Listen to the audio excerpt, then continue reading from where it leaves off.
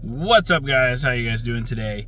Guys, I want to make this video, and I make it in my car. I just finished dropping off some stuff at the post office. But I want to make this video because this is one of the most common questions that I get from people who are already flipping, already doing this business, already doing, the things that, we teach, basically.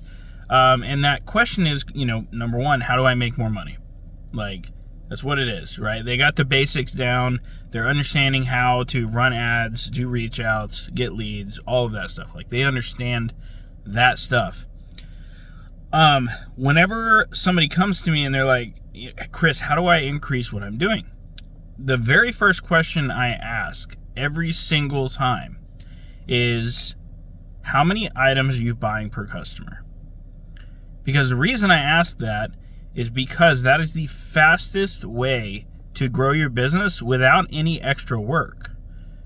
On the front end anyway. There's a little extra work on the back end. But the reason I ask that question is because if you go from buying one item to buying 2 items per customer, you're gonna double your profit in most cases. Most cases, not every case, but a lot of cases. All right? I mean, just think of that. If you go from buying 1 to 2, so I like to think of it in this way as well. So an advertiser mentor of mine told me that the key to advertising is to get to the point where you're spending $1 and making 2 back. That's the goal. Okay?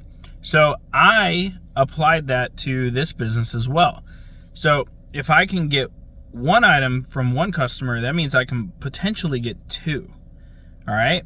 So, and I had a guy come to me a while back and he was like, Chris, I'm moving about 80 devices a month. How do I grow? Do I need to spend more on ads? Do I need to do this? Do I need to do that? And I was like, how many items you buying per customer? He's like, well, we usually only buy a phone per customer. And I was like, do you buy MacBooks? And they were like, yeah. Do you buy iPads? Yeah. Do you buy smartwatches? Yeah.